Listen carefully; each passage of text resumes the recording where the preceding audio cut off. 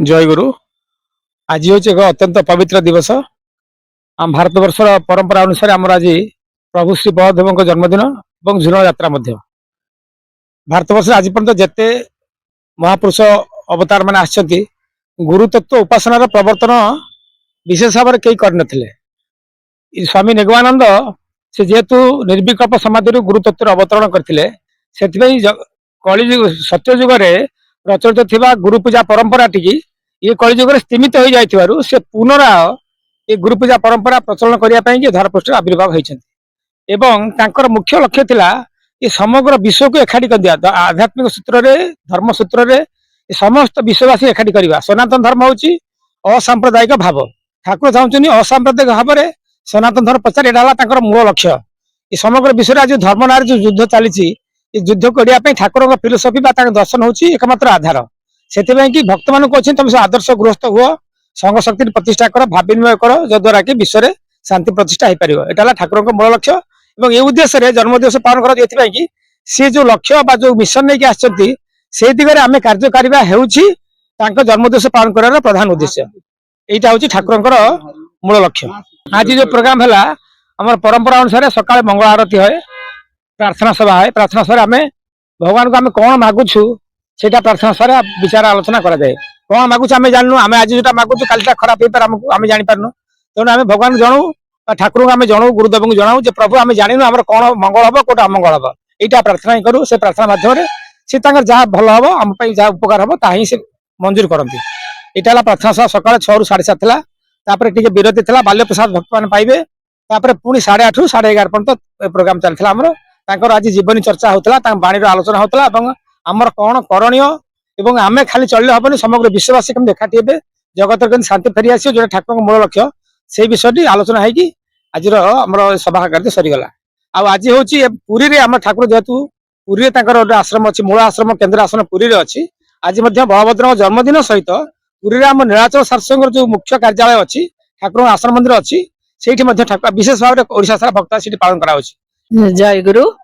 आज ठाकुर निगमानंद पवित्र जन्मदिन तेणु नीलाचल सारस्वत संघर प्रतिष्ठा भी यही दिन भी होता 1934 मसीह ठाकुर आमको केते गोटे जिनस उपदेश देइचंती जहाँ आमर समाजर परिवर्तन करिवारे बहुत साहाय्य हबो। जे प्रथम कथा है ठाकुर जेते सब माने उपदेश देइचंती ता भितरु आदर्श गृहस्थ जीवन यापन उपरे ठाकुर बेसी गुरुत्व देइचंती।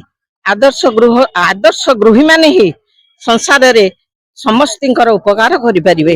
गृहर भी एठी आमर गृह रे भी आमर बहुत ऋषि मुनि माने भी समस्ते माने जन्म ग्रहण करती। गोटे आदर्श परिवार गठन करने अर्थ ठाकुर को पाखरे समर्पण करिवार भाव। जेतले प्रफुल्ल चंद्र भंजदेव राजबाटी रे ग्रीक्सन साहेब पचारे ठाकुर आपण कहीं एते आदर्श गृहस्थ उपरे कहीं एम्फासिस देइचंती ना देखंतु ऋषि मुनि माने घर संसार छाड़ी जाती सन्यास होइकी तापर से माने साधना करती किंतु मोर गृहस्थ माने से माने गृह रे विभिन्न प्रतिकूल परिस्थिति रे रहिकी मध्य से माने ठाकुरंकर आदर्श को निज जीवन रे रूपायित करिया पई चेष्टा करती। से ठाकुर ता उपरे बेसी इंपोर्टेंस देचंती। गुरु जहाँ भी मोर नाम श्रीमती प्रियंवदा नायक मु सद्गुरु निगमानंद परमहंस देवंकर आश्रित जन जहाँ में माँ बर्तमान कहले मुझे सहमत। आ गोटे कथा गुरुदेव कहते जगत रे जेते दुखर कारण हूँ ज्ञानर अभाव। आपन जे ठाकुर कहते बर्तमान जगत सारा देखो टंका पैसा सब इच्छा है पड़ी कि भल मनीषटे खोजीदेले आपन पाइबेनी। जगत रे शिक्षार विस्तार है बड़ बड़ इंस्टीट्यूट है सत्शिक्षार विस्तार कहीं आपण आज यूथ मान को देखु कि पथभ्रष्ट कि धर्म पथर विच्युत हो परिवार शांति ना स्वामी स्त्री भितर शांति ना पितामाता सहित भल संपर्क ना पितामाता भी उपयुक्त सत्शिक्षा पिला दे पारना ତେଣୁ ସମାଜରେ ବହୁ ଉନ୍ନତି ହେଇଛି, ବହୁ ମେଡିକାଲ ବଡ ବଡ ଏଜୁକେସନାଲ ଇନଷ୍ଟିଚ୍ୟୁଟ ହେଇଛି, କିନ୍ତୁ ଶାନ୍ତି ନାହିଁ, ବିଶୃଙ୍ଖଳା। ରାତି ପାଇଲେ ଆପଣ ମାନେ ଦେଖନ୍ତୁ ଯାହା ସବୁ ନ୍ୟୁଜରେ ଆସୁଛି ସମାଜରେ। ତେଣୁ ସବୁର ମୂଳ ହଉଛି ସତଶିକ୍ଷା। ଆଉ ସତଶିକ୍ଷା କୋଉମାନେ ଦେଇପାରିବେ ନା ସଦଗୃହସ୍ଥ ମାନେ। ଆଉ ସଦଗୃହସ୍ଥ କୋଉମାନେ ନା ଯୋଉମାନେ ଗୁରୁ ବା ଭଗବାନଙ୍କର ଆଶ୍ରିତ, ଧର୍ମର ପଥ ଧର୍ମର ବାଟ ଜାଣନ୍ତି, ନିଜେ ଶିଖି ପିଲାଙ୍କୁ ଶିଖେଇବେ। ପ୍ରଥମେ ପରିବାରରେ ଶାନ୍ତି ଆସିବ, କହୁଛନ୍ତି ପରିବାରର ଆଦର୍ଶ ସମାଜକୁ ଆସିବ, ସମାଜର ଆଦର୍ଶ ଧୀରେ ଧୀରେ ଦେଶ ବିଦେଶ ସାରା ବିଶ୍ୱକୁ ବ୍ୟାପିବ।